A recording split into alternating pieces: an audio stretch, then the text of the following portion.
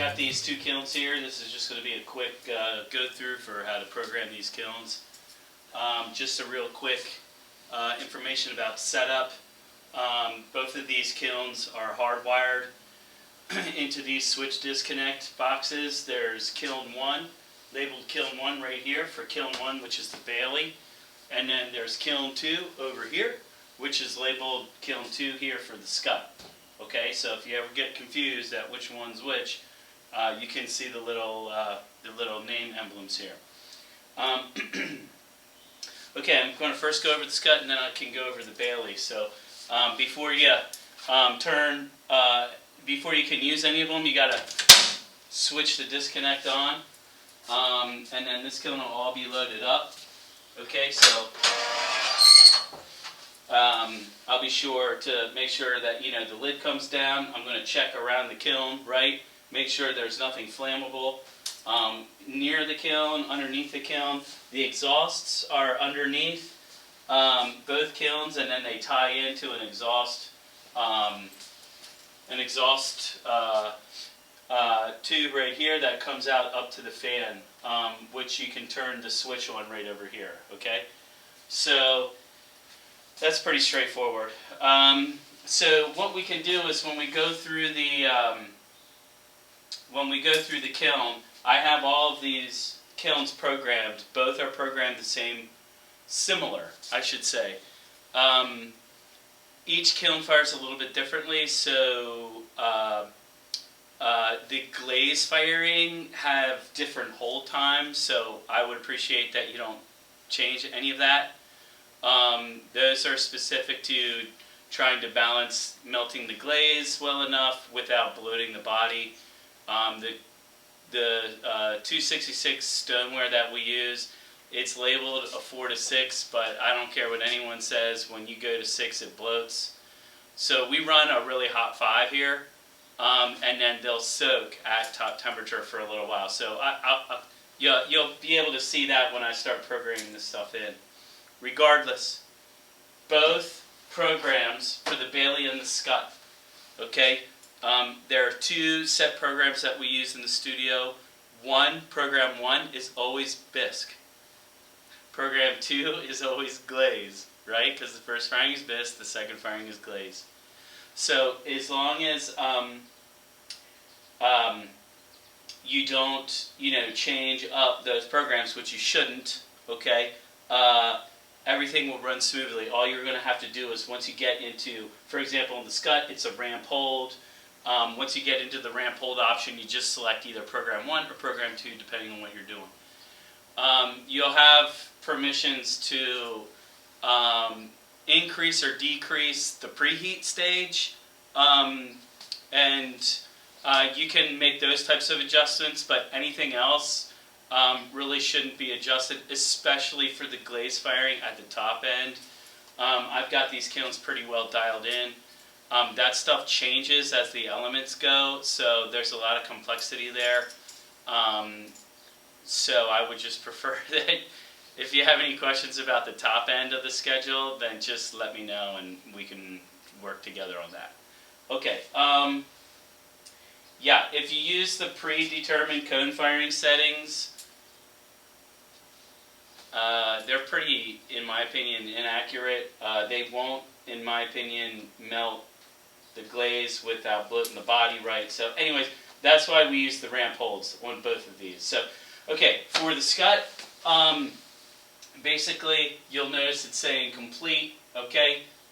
If you see the CPLT, that means the program is technically still running, so you got to press stop first, okay? Once it's at idle, you can now program this kiln. The way that you can get to the pre-designated programs is you press this button, ramp hold, okay, and then it goes into program. You can see it's showing program 2 right now. All right, if I wanted to do a bisque firing, which this program is, I would select program 1 and then enter. This program has 4 segments. In fact, the glaze and bisque on both kilns both have 4 segments. The first segment is always a preheat. So you'll see it will go from ramp 1 is at 200 degrees per hour to 250, and then a hold for 2 hours. That's a pretty long hold. I try not to blow stuff up. So, you know, it tends to help that. All right, 175 to 1300. Okay, again, that's really slow, but again, I'm trying not to blow things up. So this program seems to work really well all the time. For wheel thrown work or hand building, wheel thrown work, you can accelerate it. I'll do 2 to 250 if I'm in a rush, but I mean, we really don't need to be in a rush. Okay, so to 1300, enter. And then this goes to 300 to 1708, and then 108 to 1816, which is cone 06. And then, you know, you just kind of enter through the alarms. Once it hits CPL, if you want to put a delay in it, right now you can put a delay, press delay, put your hours in, and then once that's all set, press start. Okay? And then this kiln, the relays will fire. It will check all the relays. Okay, so this one's real obvious that you know it's turning on right away. And then also this is connected to the internet, so I will get a text, I'll get a page and an email when this kiln turns on. So I always prefer this kiln when we can.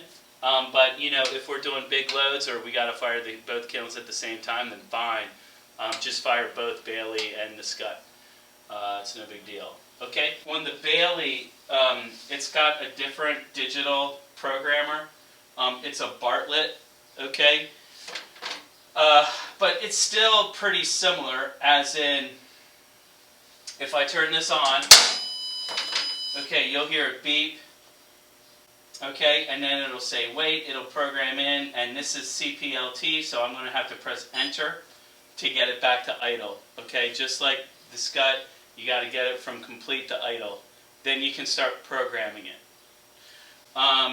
For this, okay, it's really simple. On the top left, there's a designation called verifier.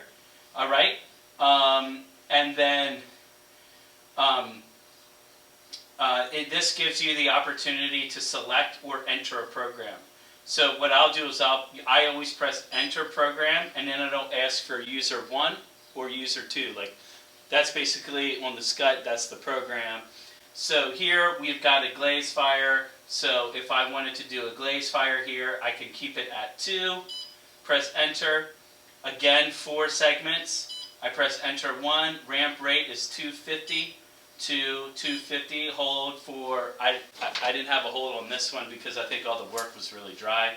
Usually I have a 1 to 2 hour hold. If people are glazing the same day we load and fire, which is a lot of times the case, 2 hour hold. So I will pre-program a 2 hour hold in here by pressing 200, enter. All right. You'll also notice when you enter different times, okay, there's going to be a dot. All right, to the left of the dot is hours, and to the right of the dot is minutes. So if I were to put, let's say I wanted to do a 90-minute hold, like an hour and a half, I wouldn't put 1.5 hours in, I would put 1.30 as 1 hour dot 30 minutes. Okay? So that's a distinction about these digital input interfaces. Okay, anyways, so I'm going to enter through. It goes 250 to 1300, and then 300 to 2020, hold 0. All right, ramp 4 is 80 degrees per hour to 2180, hold for 40 minutes. This kiln needs a little bit of extra oomph. I think that holds for 30. This one holds for 40. But the glazes have been melting really well in here, so I've been kind of just hanging tight with that firing schedule. Seems to be working pretty good. Again, if you want to put a delay in through, you can enter through the error code designations. And then rate in options, that's right below the verifier. It's right to the left side of the panel. It will say delay. and you can press that and then type in your hours for your delay, and then press start. Once you guys press start, again, please make sure that the kilns, the lids are lowered the whole way. Please be sure that none of the spy holes are open. Make sure that these are closed up, okay? That's how kilns get cracks in them.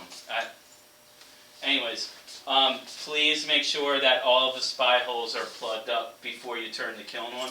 Also, just double check underneath. Sometimes things get under there and you just want to be a little bit safer.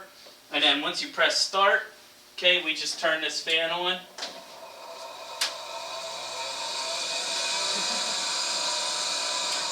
It's a little loud.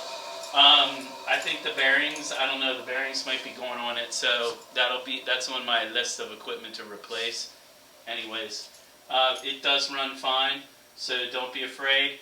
And let's see what else. Because these kilns are in the room, I don't like to, in order for safety, basically you just want to always make sure that you're communicating with people in the room when the kilns are on. Usually I'm really direct.